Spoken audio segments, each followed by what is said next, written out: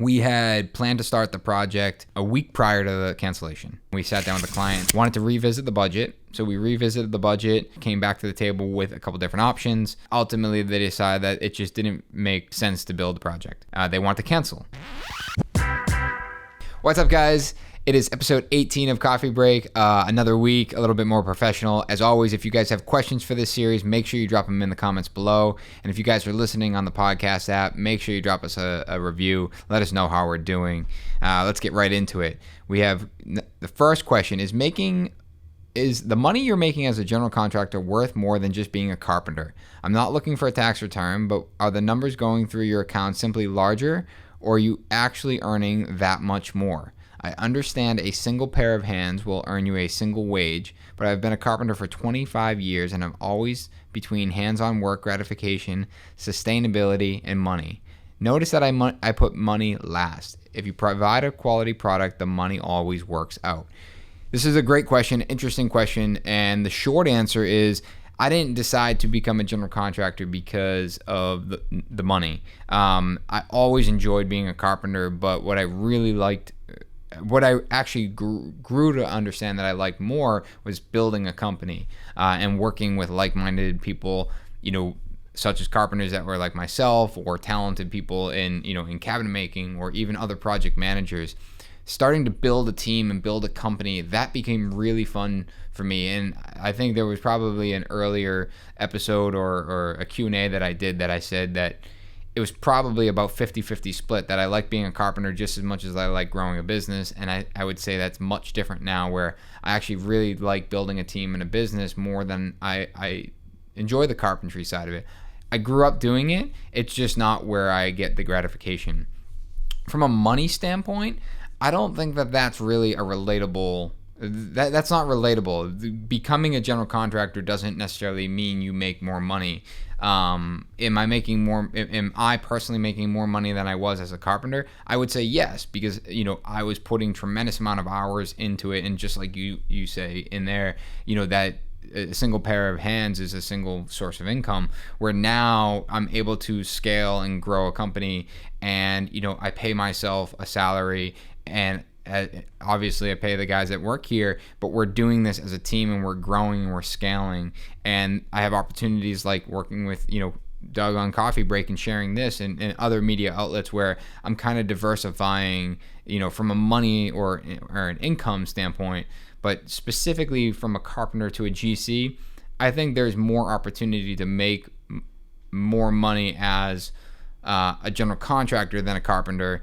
But on the flip side, I think if you become specialized and you become really sought after, if you become the best carpenter in your area, or in the network of people that you work for, then I think that money can grow. But I just don't. I believe it doesn't grow as quickly as maybe being a really successful general contractor, because you kind of have more legs to spread out, kind of spider out. That's not really a direct answer, but I feel like that's the best way I could answer it. Just because I didn't do this to necessarily for the money, but also from a gratification standpoint. You list out here gratification being your number one, sustainability and money. I strictly believe that, or I sincerely believe that I did this for the gratification, and seeing other people that are in this company really enjoy this and be like-minded. I tell the story all the time about Mike when he started with me, and when I realized that there were other people in this industry that gave a crap. I wanted to work alongside them, and the best way I knew how to do that was to hire them and bring them part of this team. So gratification is definitely the number one, just as it is yours. Second question, if you decide to roll a mistake into your overhead, do you ever run into issues with the increase in overall construction time that the mistake will cost you? I'd imagine that clients wouldn't mind not costing them more, but they might mind if the schedule keeps getting pushed back. That's a fair and a great question. Excuse me, because this has happened. We've certainly made mistakes, and we've sat in a meeting with a client and said, hey, listen, you're not going to get a bill for that. We're actually going to redo it. We weren't happy with the outcome. A lot of them have come back and say, listen, I appreciate that, but now the project is behind.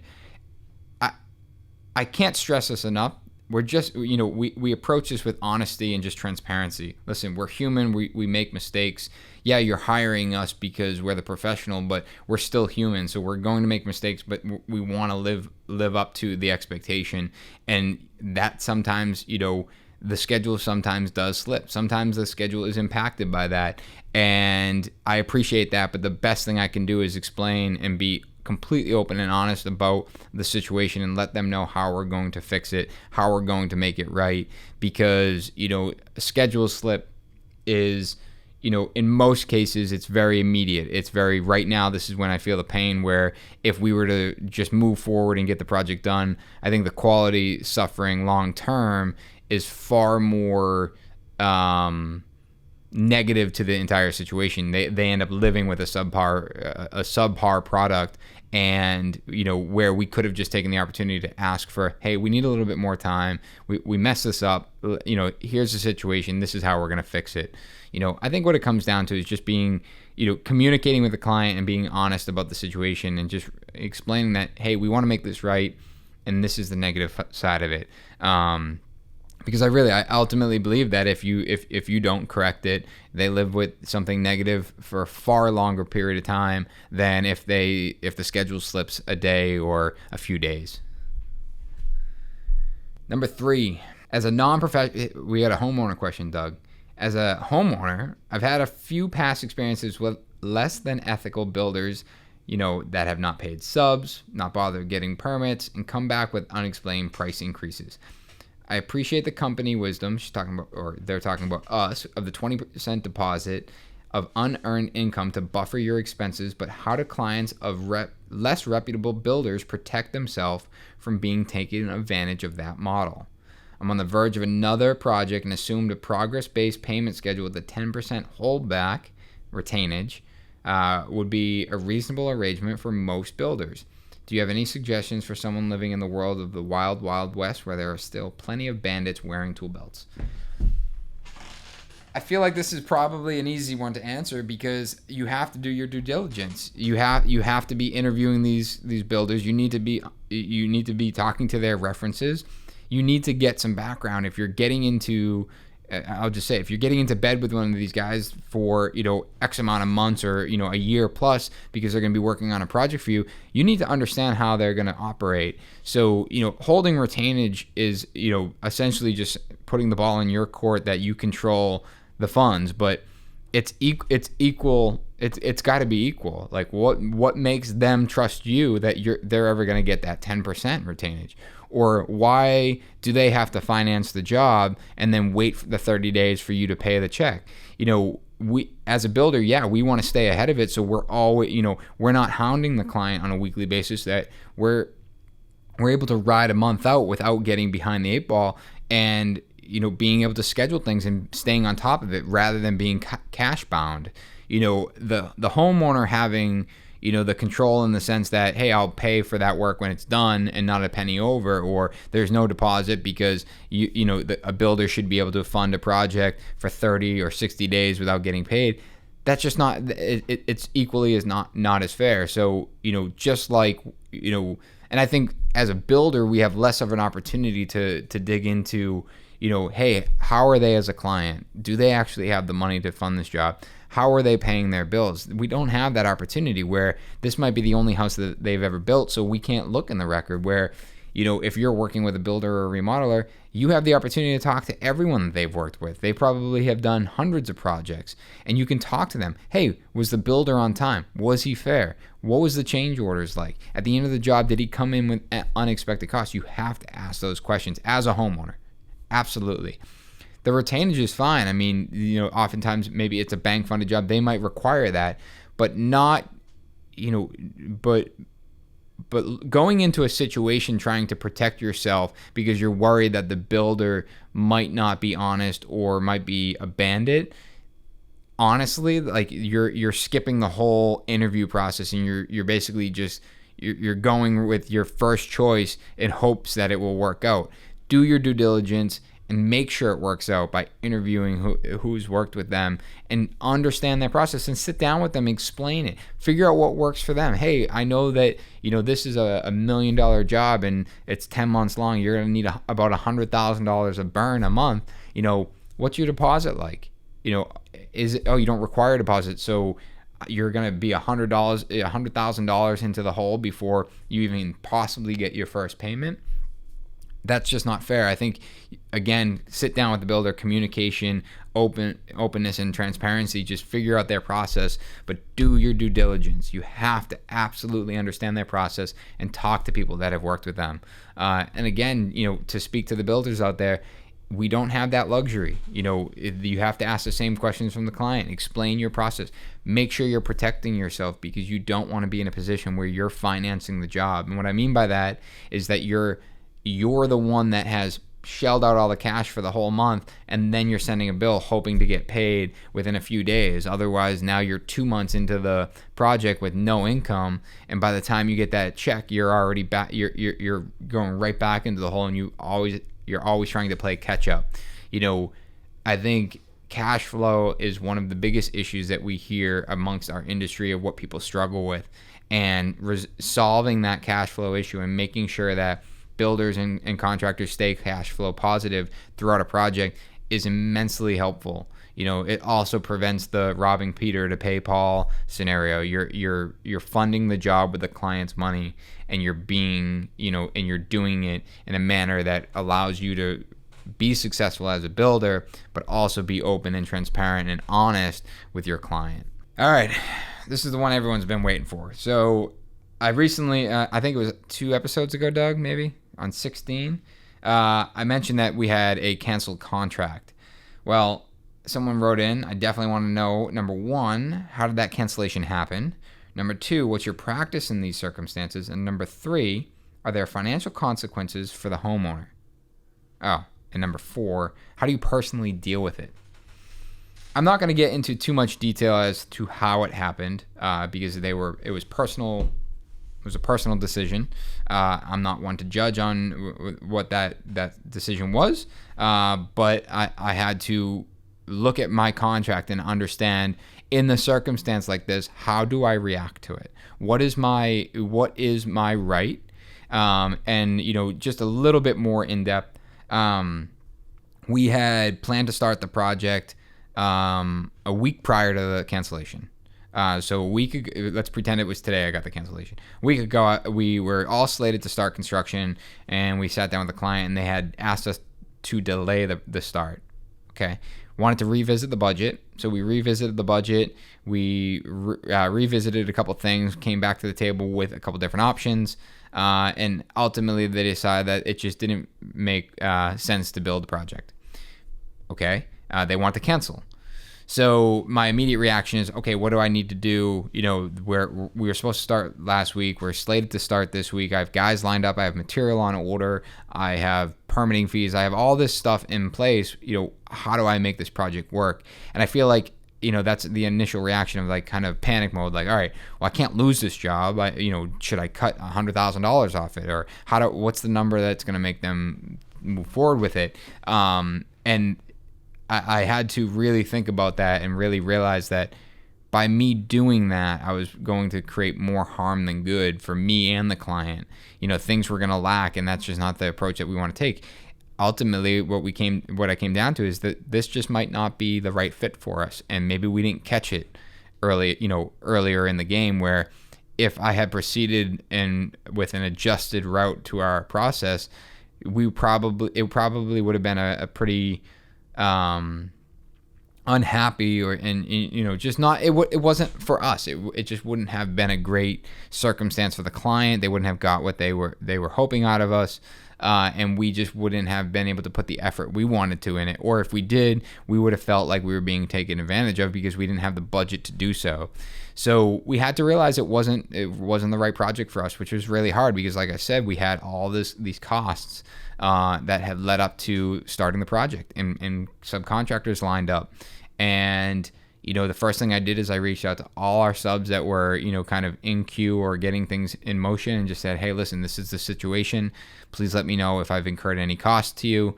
and get that to me as soon as possible.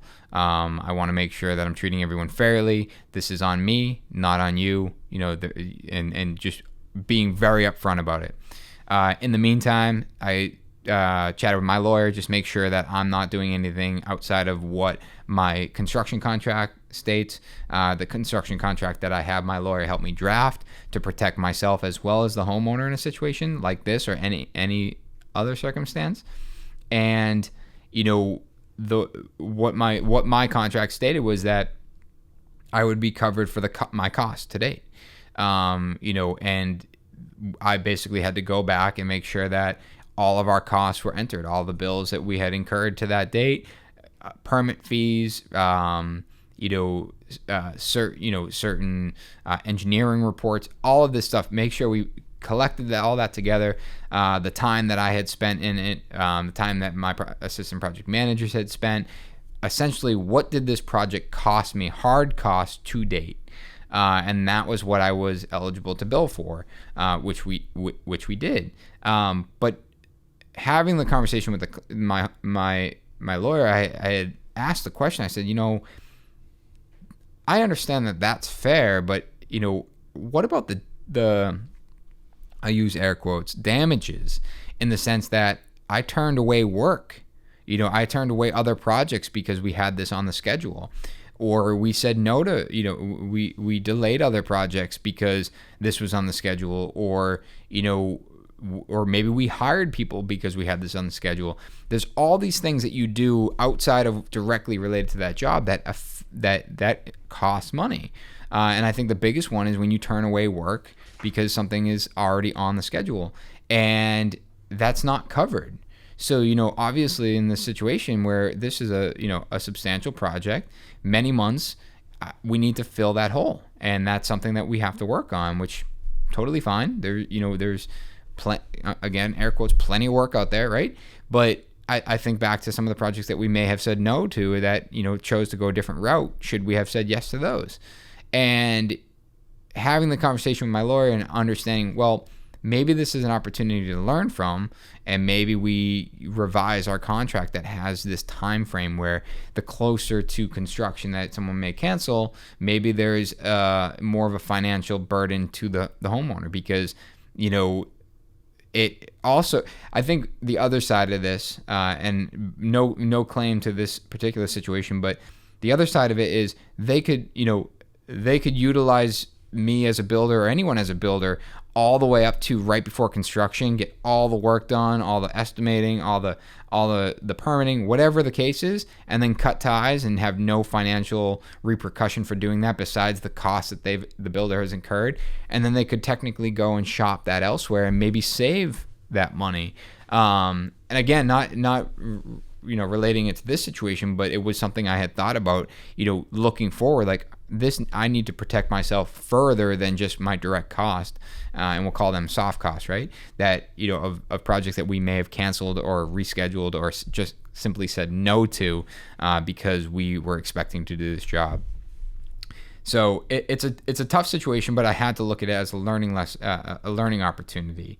And the last thing, how do you deal with it personally? I think I touched on that. I immediately went into this mode of trying to make it work and trying to take the job on, and we needed this in our schedule. We don't want to have to look for another project. It's taxing. Did I do something wrong? Did I not sell the project right? Did I not communicate our costs correctly? Did I not communicate something? Did I lose their trust? I go through, everyone, I feel like when you lose something or someone takes something away from you, you go into this mode of, all right, what could I have done better? But ultimately it got down to the mental state of understanding that this just wasn't the right project for us. And unfortunately we got too far down the road. We got further down the road than we normally do. And at the point to where we realized it. And I need to look at this as an opportunity to learn from. We need to understand that this is, a point in time where we can we can learn from this, and we can grow from this, and we can adapt our contract from it. So hopefully that sheds a little light on canceled contracts. I know a lot of you guys have been waiting on that. I want to make sure I had all my stuff in a line before doing so. But as always, guys, we appreciate you watching this every week. If you have any questions that you want to contribute to the show, make sure you comment in the comments below, and we'll see you next week.